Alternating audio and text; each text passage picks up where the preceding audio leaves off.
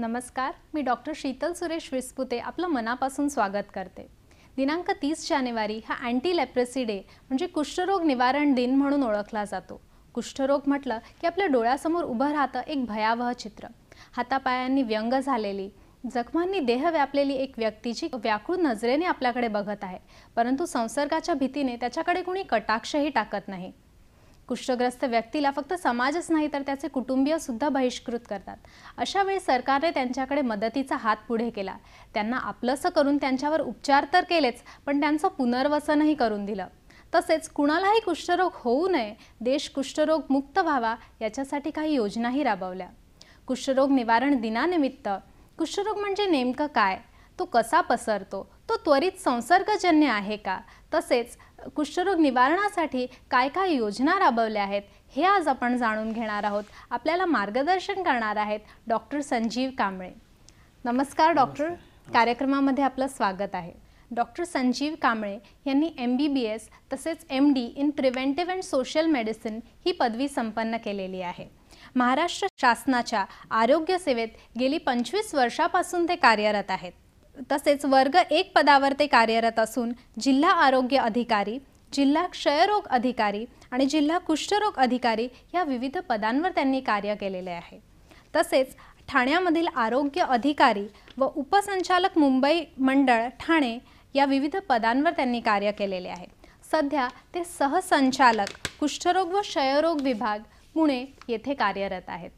Sir, आज आपण कुष्ठरोग या विषयावर चर्चा करणार आहोत। तर कुष्ठरोग म्हणजे नक्की काय याबद्दल आपण काय सांगाल?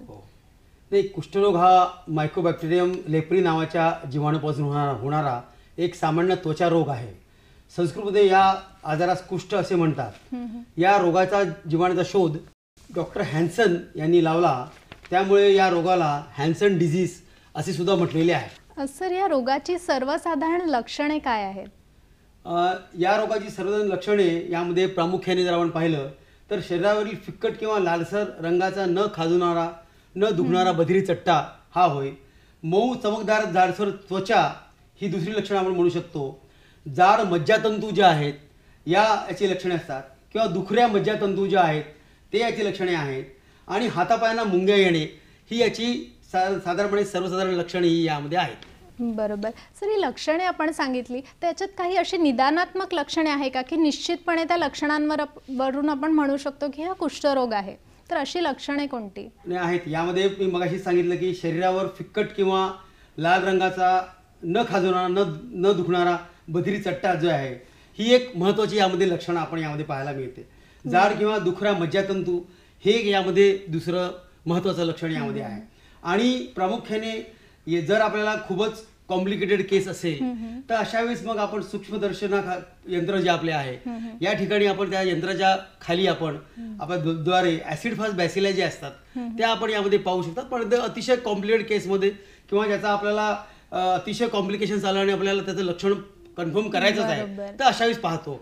पण साधारणपणे आपण या संपूर्ण या जे लक्षणे सांगितली आहेत याच्यावरच आपण याचं निदान यामध्ये करतात। अच्छा सर, याचे कुष्ठरोगाचे काही प्रकार आहेत का?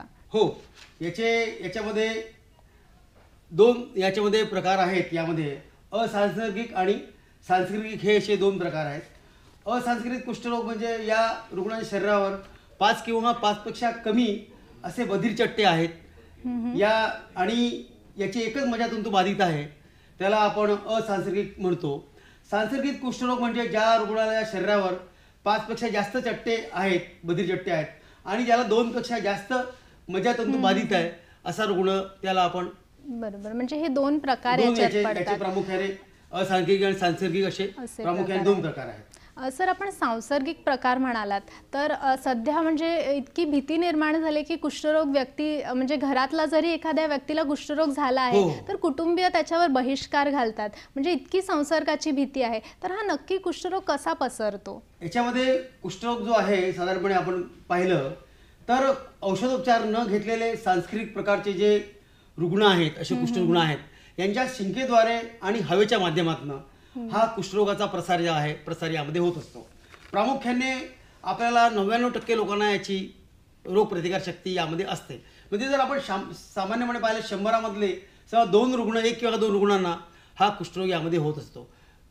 बरोबर. म्हणजे हा संसर्गजन्य आहे, पण याची जी भीती आहे किंवा पसरण्याचा जो रेट तो हो. फार कमी आहे तसा. अतिशय कमी यामध्ये पसरणार आहे. पण जर त्यांनी औषधोपचार नाही घेतला आणि असा जर रुग्ण यामध्ये आढळला तर निश्चितपणे त्याच्या शिंकेद्वारे हा यामध्ये पसरला जाणार. म्हणून औषधोपचार घेणं अतिशय बंधनकारक आहे आणि त्यामध्ये त्यांनी नियमित औषधोपचार घेतला तर हा रुग्णाचा या रोगाचा प्रसार काही होऊ शकत नाही. सो यावर आता औषधोपचारांबद्दल तुम्ही म्हणालात, तर यावर प्रभावी औषध असं कोणते आहेत? या बहुविध औषध उपचार पद्धती ही कुष्ठरोगावर प्रभावी औषध आहे. प्रामुख्याने आपण यामध्ये रिफामॅसिन, क्लोफॅझिन आणि डॅप्साम या औषधांचा यामध्ये समावेश होतो. प्रामुख्याने असंसर्गिक कुष्ठरोगासाठी 6 महिने बहुविध औषधोपचार पद्धती आहे आणि सांसर्गिक कुष्ठ जे रुग्ण आहेत यासाठी 12 महिने आपण बहुविध औषधोपचाराची जी पद्धती जी आहे ही पद्धती यामध्ये आहेत. आणि प्रामुख्याने मी यामध्ये मुद्दामून दाखवू इच्छितो की ही जी म्हणजे चाइल्ड केसेस ज्या आहेत आणि ज्या ॲडल्ट केसेस आहेत तर या चाइल्ड आणि ॲडल्ट केसेस या अनुषंगाने ही जी आपल्या ज्या गोळ्या आहेत म्हणजे PBसाठी 6 महिने आणि जे MBसाठी जे आपण म्हणतो MB मल्टीवॅसेलरी आणि पॉसिव्हॅसेलरी याच्यावर जे आहे 12 महिने जे आहेत या औषधोपचार आपल्याकडे उपलब्ध आहे. आणि प्रामुख्याने हा जो औषधोपचार आहे हा मोफत सगळीकडे संपूर्ण राज्यामध्ये ज्या काही शासकीय दवाखाने आहेत, जे काही नगरपालिकेचे दवाखाने आहेत, आपल्या ग्रामीण भागामध्ये प्राथमिक आरोग्य केंद्र आहेत, उपकेंद्र आहेत, जिल्हा रुग्णालय आहेत, ग्रामीण रुग्णालय आहेत, या सर्व रुग्णालयामध्ये हा मोफत यामध्ये मिळत असतो. आणि जे काही सरकारी दवाखाने आहेत सरकारी त्यामध्ये मोफत मिळतोच, पण जे काही आपलं फार्मसी असेल त्या ठिकाणी सुद्धा लूजमध्ये मिळतो, पण मोफत सगळीकडे हा उपलब्ध आहे. बरोबर आहे. म्हणजे सगळ्याच रुग्णांना तिथे प्राथमिक आरोग्य केंद्रावर जाऊन याचा लाभ घेता येऊ शकतो. हो हो. पण म्हणजे याच्यावर आता आपल्याला प्रभावी औषध सुद्धा उपलब्ध आहे. पण ही सगळी औषधोपचार चिकित्सा घेतल्यावर कुष्ठरोग हा पूर्णपणे बरा होऊ शकतो का किंवा बरा होतो का? नाही, ही आता रिफॅमॅसिन जे औषध आहे त्या औषधामुळे 99.9% हे जे कुष्ठ जे जंतू जे आहेत याचा संपूर्ण नायनाट होऊन जातो. त्यामुळे काय होतं की हे अतिशय प्रभावी औषध यामध्ये आहे. आणि म्हणून हा औषध जर याने पूर्ण 100% घेतला तर निश्चितपणे 100% हा रुग्ण हा संपूर्णपणे बरा होतो. फक्त त्याने औषधोपचार हा त्या विविध कालावधीमध्ये 6 महिने किंवा 12 महिने त्याच्या ज्या सांसर्गिक किंवा असंसर्गिक पद्धतीने त्याने घेणं अत्यंत गरजेचं आहे. पूर्णपणे घेणं तसंच ते वेळीच घेणं पण गरजेचं आहे. हो बरोबर. सर, सध्या आता कुष्ठरोगाची आकडेवारी काय आहे? म्हणजे कुष्ठरोग आता बऱ्याचशा प्रमाणात आपण म्हणजे बऱ्याचशा योजना राबवल्या आहेत, तर सध्या म्हणजे देशामध्ये एक काय आकडेवारी आहे कुष्ठरोगाची, याबद्दल आपण काय सांगा? नाही, आता जगामध्ये कुष्ठरोगाच्या जर आपण पाहिलं तर 2,10,000 कुष्ठरुग्ण आहेत जगामध्ये. भारतामध्ये 1,27,000 कुष्ठरुग्ण आहेत. महाराष्ट्रामध्ये आपले 16,400 रुग्ण यामध्ये आहेत. आपण मुंबईमध्ये 640 केसेस आहेत. ठाण्यामध्ये साधारणपणे 2,716 केसेस यामध्ये आहेत. म्हणजे यामध्ये आपण पालघरही पकडलं, ठाणे आणि पालघर. रायगडमध्ये 759 केसेस आहेत. म्हणजे कोकणामध्ये 4,114 केसेस यामध्ये संपूर्ण कोकणामध्ये आहे. विदर्भ आपण पाहिलं तर विदर्भामध्ये चंद्रपूरमध्ये 1,293 केसेस आहेत. गडचिरोलीमध्ये 587 केसेस आहेत. म्हणजे 1,789 केसेस विदर्भामध्ये आहेत. म्हणजे प्रामुख्याने आपले जे आदिवासी भाग जो आपला आहे, आदिवासी भागातले जी जिल्हे आहेत ते आणि यामध्ये केसेसचं प्रमाण हे जास्त प्रमाणात आहे यामध्ये. आणि जर आपण पाहिलं की याच्यामध्ये शासन यामध्ये काय काय करतं, यामध्ये आपण विविध प्रकारच्या आपल्या मोहिमा ज्या आहेत या मोहिमा आपण यामध्ये घेत असतो. आमच्या प्राथमिक आरोग्य केंद्रामध्ये MPW आहे, ANM आहे, आपल्या HA आहे, डॉक्टर्स आहेत आणि या सर्व लोकांना आपण कुष्ठरोगाचं प्रशिक्षण दिलेलं आहे. 2005च्या अनुषंगाने आपण कुष्ठरोगाचं एलिमिनेशन स्टेज आपण यामध्ये त्यावेळेस गाठलेली होती आणि आपण ह्या सर्व कॅडरमध्ये म्हणजे याचं इंटिग्रेशन केलेलं आहे. आणि इंटिग्रेशन केल्यावर संपूर्ण म्हणजे सगळे योजनेमध्ये हा कुष्ठरोग म्हणजे ही आपलं कुष्ठरोगाचा आपलं जे कार्यक्रम आहे हा आलेला आहे इंटिग्रेशनमध्ये पहिले. त्यामुळे काय झालं की प्रत्येकजण या मोहिमेकडे पाहतात आणि म्हणून हे सगळे संशयित क्षयरोगाची कुष्ठरोगाची तपासणी करणे हे प्रत्येक ANM, MPW, HA वर्कर जे आहेत हे वर्कर यामध्ये करतात. आणि लवकर निदान आणि लवकर उपचार यामध्ये करणं आणि यामध्ये प्रामुख्याने सर्वांचा सहभाग यामध्ये घेणं आपल्या ज्या इन्फॉर्मेशन एज्युकेशन कम्युनिकेटिव्ह ॲक्टिव्हिटी ज्या आहेत त्यामध्ये राबवणं, शाळा तपासणी करणं, यामध्ये ॲक्टिव्ह सर्च आपण यामध्ये राबवणं, स्लममध्ये आपण यामध्ये जाणं, स्लममध्ये आपल्या मोहिमा घेणं, तर हे सगळ्या मोहिमा आपण वेळोवेळी घेत असतो. आणि मला सांगायला आता अत्यंत आनंद होईल की 30 जानेवारी ते 28 फेब्रुवारीपर्यंत ही सगळी एक मोहीम आपण कुष्ठरोगच्या अनुषंगाने आपण एक मोहीम यामध्ये घेतलेली आहे. आणि सर्च मोहीम, याला आपण block leprosy control companion BLCC ही मोहीम यामध्ये घेतलेली आहे. आणि या मोहिमेमध्ये सर्वांचा सहभाग यामध्ये आहे की यामध्ये जिल्हाधिकाऱ्यांचा सहभाग आहे, यामध्ये CO जे आहेत त्यांचा सहभाग आहे, यामध्ये लोकप्रतिनिधी यांचा सहभाग आहे, जिल्हा परिषदचे अध्यक्ष, सभापती, नगरपालिकेचे जे आयुक्त आहेत त्यांचा सहभाग आहे, त्यामध्ये जे काही सभासद आहेत त्यांचा सहभाग आहे आणि या सर्व लोकांचा मीडियांचा यामध्ये सहभाग आहे. आणि आपण काय केलेलं आहे की ही मोहिमेच्या अनुषंगाने एक सूक्ष्मकृती कार्यक्रम आपण यामध्ये राबवलेला आहे. या सूक्ष्मकृती कार्यक्रमामध्ये आपण काय केलं आहे की आपल्या ग्रामस्तरावर शहरी भागामध्ये आपण टीम्स बनवलेल्या आहेत. साधारण एका टीममध्ये आपली एक ANM आहे, एक आपला यामध्ये आरोग्य सेवक किंवा सेविका, त्यामध्ये एक आपला व्हॉलंटिअर कर्मचारी आहे, स्वयंसेवी याच्यामध्ये, आणि त्यामध्ये आपली आशा आहे. आशा वर्कर जी आपली जी आहे आशा, तर आशा वर्कर ही म्हणजे जी 1000 लोकसंख्येच्या अनुषंगाने आपली एक आशा यामध्ये असते, तर ती आशा वर्कर आपल्या यामध्ये आहे. आणि यामध्ये काय ही जी टीम आपण यामध्ये बनवली आशा वर्करच्या मार्फत त्या ठिकाणच्या मार्फत, तर ही सर्च ॲक्टिव्हिटी ही संपूर्ण म्हणजे 1 जानेवारीपासून ते 28 फेब्रुवारीपर्यंत हे पहिले आपण आपल्या साधारणपणे 30 तारखेपर्यंत आपण ही फक्त IC ॲक्टिव्हिटी आपण राबवणार, म्हणजे इन्फॉर्मेशन एज्युकेशन आणि कम्युनिकेशन ही ॲक्टिव्हिटी राबवणार. मोहिमेद्वारे प्रचार करणार, लोकांना सांगणार, लोकांची जागरूक करणार. आणि आपली मग ही सर्च ॲक्टिव्हिटी जी आहे ही 16 फेब्रुवारी ते 21 फेब्रुवारी ही आपली ग्रामीण भागामध्ये आणि 16 फेब्रुवारी ते 26 फेब्रुवारी ही शहरी भागामध्ये, म्हणजे 2 याच्यामध्ये ही आपली सर्च मोहीम होईल. आणि यामध्ये ते संशयित कुष्ठरुग्ण जी आहे त्यांना आपण प्रशिक्षण देणार. प्रशिक्षण दिल्यावर ते संशयित कुष्ठरुग्ण कसे आहेत हे ते शोधून काढतील की बाबा चट्टा दिसलेला आहे, जाड आपली त्यामध्ये नर्व इन्व्हॉल्वमेंट आहे, लालसर चट्टा आहे, न खाजर चट्टा आहे, याची ती एनलिस्ट करणार, याची यादी करणार. आणि याची यादी केल्यावर मग हे संशयित जे रुग्ण शोधले तर या संशयित रुग्णांची मग तपासणी आमच्याकडे जिल्हा स्तरावर एक आमचं असिस्टंट डायरेक्टर लेप्रसी असतो, त्याच्यामध्ये आमचा एक तज्ज्ञ आहे, BLC टीम त्याला आम्ही म्हणतो, ब्लॉक लेप्रसी टीम. आणि याच्यामध्ये आम्ही एक तज्ज्ञ घेतलेला आहे. मग हे तज्ज्ञ, एक वैद्यकीय अधिकारी, एक आपला आमचा NMA किंवा NMS असे जे लोक आहेत, हे असे लोक जाऊन मग ज्यांनी जे संशयित या मोहिमेद्वारे त्यांनी काढले त्या संशयित मोहिमेवर ते तपासणी करून त्याचे कन्फर्मेशन करणार. अच्छा, म्हणजे ही शोध मोहीम झाली की ते कुष्ठरोग शोध मोहीम झाल्यावर ते त्याचं ऍक्च्युअली कन्फर्म करणार की यामध्ये किती आहे. म्हणजे 100 शोध मोहिमे झाले तर कन्फर्म किती झाले, 2 रुग्ण कन्फर्म झाले. आणि हे जे कन्फर्म रुग्ण झाले त्यांना हे आपण मगाशी आपल्या औषधोपचार तुम्हाला सांगितला तो औषधोपचार त्या लोकांना देणार आणि तो पूर्ण झाला. म्हणजे त्या रुग्णांनी पूर्ण घेतला की नाही हे सुद्धा आमची जी यंत्रणा जी आहे ही यंत्रणा आमची संपूर्ण ते पाहणार. आणि जेणेकरून तो पूर्ण औषधोपचार त्याने घेतला एकदा की तो कुष्ठरोग मुक्तीच्या उंबरठ्यावर तो जाणार. आणि अशा तऱ्हेने जास्तीत जास्त रुग्ण शोधले तरी चालतील.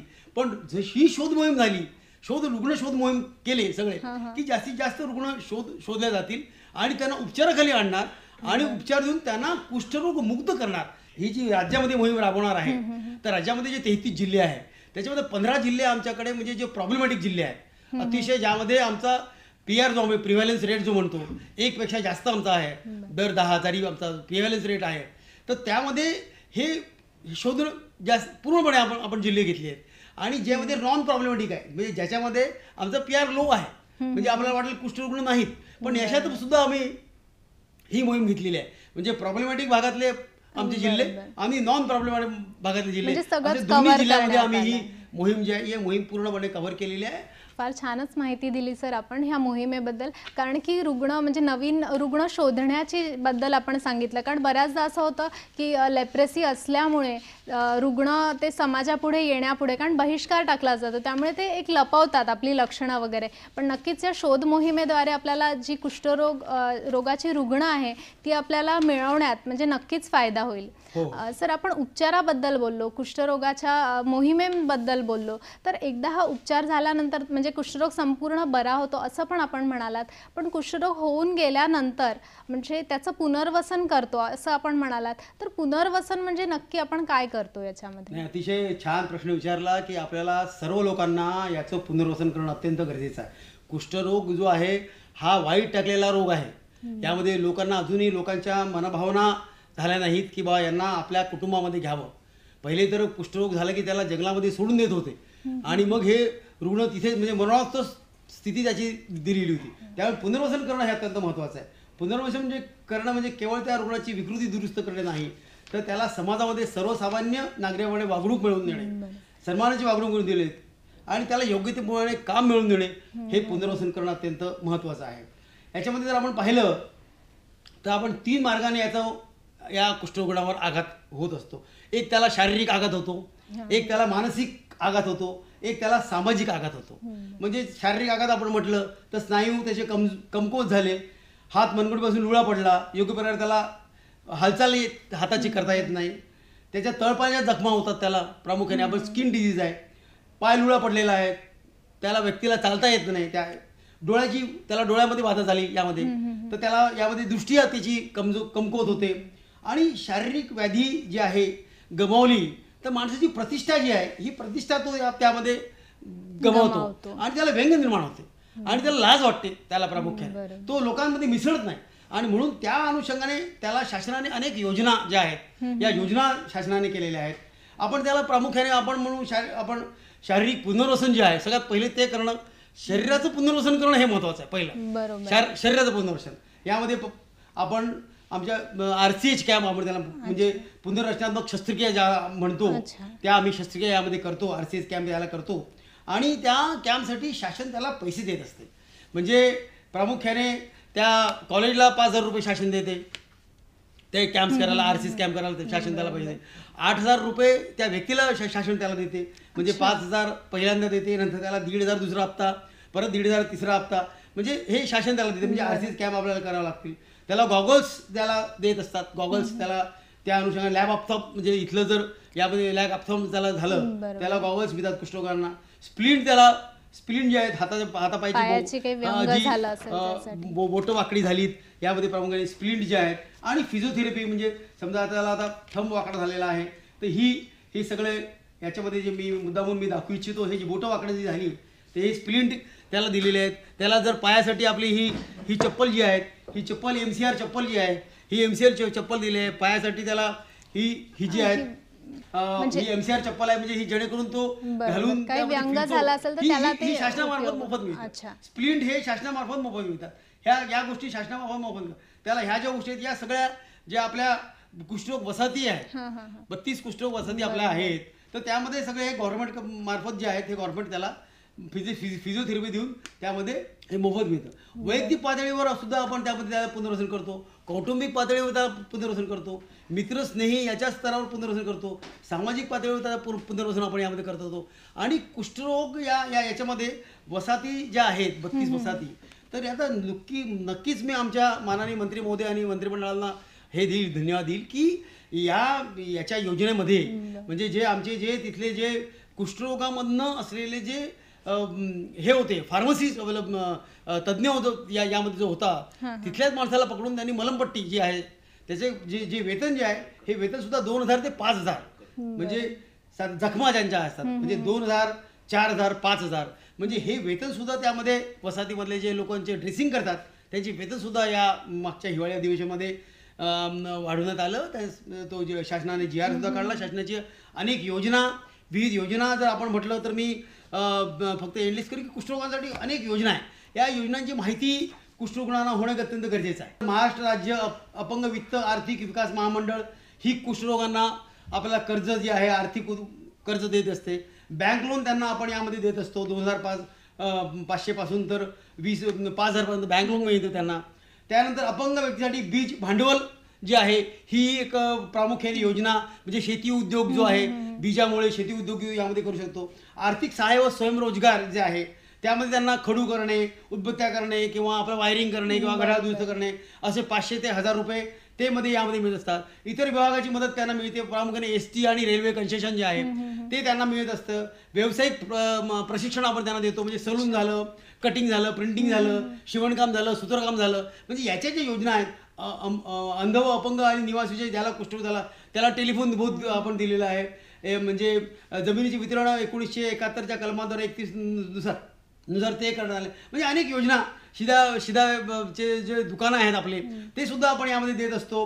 म्हणजे अनेक योजना. आणि प्रामुख्याने मला सांगावं असं वाटतं की बृहन्मुंबई महापालिकेने जे आहे तर त्यामध्ये प्रामुख्याने बृहन्मुंबई पालिकेने साधारणपणे त्यांना ज्याला 40% अपंगत्व आहे अशा लोकांना 1,000 रुपये दरमहा, म्हणजे ही एक योजना, अभिनव योजना महापालिकेने सुरू केलेली आहे. आणि इतर सुद्धा महापालिका त्याचं अनुकरण यामध्ये करत आहे. आणि अशा अनेक योजना ज्या आहेत, या अनेक योजना कुष्ठरोगासाठी यामध्ये राबवलेल्या आहे. आणि त्यामुळे ही जी अपंग झालेली व्यक्ती आहे तर त्यांना या सगळ्या योजना, शासनाच्या योजनेमुळे एक स्फुरण मिळालेला आहे. आणि त्यांना हे सगळं स्फुरण मिळाल्यानंतर ते या योजनांचा लाभ घेतात.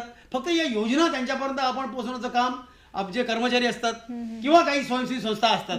स्वयंसेवी संस्था आपल्याकडे 32 स्वयंसेवी संस्था आहेत, त्या सुद्धा यामध्ये चांगल्या प्रकारे या योजनांचा लाभ त्यांना कसा देण्यात येतील ते यामध्ये करत असतात. बरोबर आहे. सर, एक आता कुष्ठरोगाबद्दल आपण सांगितलं, विविध योजनांबद्दल आपण सांगितलं, तर साधारणतः कुष्ठरोग हा बरा झाल्यानंतर पुन्हा होऊ शकतो का? म्हणजे त्याची शक्यता आहे का की एखाद्या रुग्णाला झाला आहे तर पुन्हा? नाही. आता त्या व्यक्तीने जर औषधोपचार नियमित घेतला, रोज त्याने बरोबर आरोग्य कर्मचाऱ्यांच्या म्हणण्यानुसार त्याने औषधोपचार घेतला, त्याने कुठे त्याचं न घेण्यामध्ये त्याने हे केलं नाही, म्हणजे औषध घेतला नाही, तर मग निश्चितपणे हा 100% बरा होऊ शकतो कुष्ठरोग. त्यामध्ये नियमित औषधोपचार हेच एक त्याचं माध्यम जे आपण त्यामध्ये म्हणू शकतो. सर, म्हणजे एक समाजासाठी किंवा एक तुम्ही काय आवाहन देऊ इच्छिता समाजाला, की आज कुष्ठरोग निवारण दिनानिमित्त आपण हा कार्यक्रम करत आहोत, तर समाजाला आपण एक काय आवाहन किंवा संदेश देऊ इच्छिता? समाजाला यामध्ये प्रामुख्याने आमची जी व्यक्ती, आमचे जे लोक आपल्याकडे येणार आहेत, म्हणजे 30 तारखेपासून ते 28 फेब्रुवारीपर्यंत जो आमचा कॅम्पेन आहे, या कॅम्पेनमध्ये आपण सगळ्यांनी सहकार्य यामध्ये करावं की जेणेकरून जास्तीत जास्त कुष्ठरोगाचं निदान यामध्ये होईल. आणि कुष्ठरोग हा अनुवंशिक नाही, कुष्ठरोग हा महापाप नाही. त्यामुळे जो स्टिग्मा एक लागलेला आहे कुष्ठरोगाबद्दल, तो स्टिग्मा अजिबात नाही. त्यामुळे कुष्ठरोगाला सुद्धा आपलंसं यामध्ये करून घेणं गरजेचं आहे. ह्या आम्ही समाजाला मी यामध्ये एक आव्हान यामध्ये सगळ्यांचं मी करू शकतो. फारच सुंदर माहिती आज आपण आपल्याला दिली आहे कुष्ठरोगाबद्दल. प्रेक्षक हो, आरोग्य हा प्रत्येकाचा हक्क आहे. तसेच प्रत्येकाला आपला आत्मसन्मान जोपासून ताठ मानेने जगता यावं हा सरकारचा प्रयत्न आहे. कुष्ठरोगग्रस्त व्यक्तीला फक्त संपूर्णपणे बरं करून तसंच त्याला त्याच्या परिवार आणि समाजाने पुन्हा स्वीकारता यावं असा सरकार सर्वतोपरी प्रयत्न करत आहे. ही महत्त्वपूर्ण माहिती आज डॉक्टर संजीव कांबळे यांनी आपल्याला दिली. यासाठी मी संपूर्ण प्रेक्षक वर्गाकडून तसेच सह्याद्री वाहिनीकडून त्यांचे आभार मानते. डॉक्टर, आज आपण वेळात वेळ काढून इथे आलात व मोलाची माहिती सर्वांना दिली, यासाठी आपले धन्यवाद. धन्यवाद.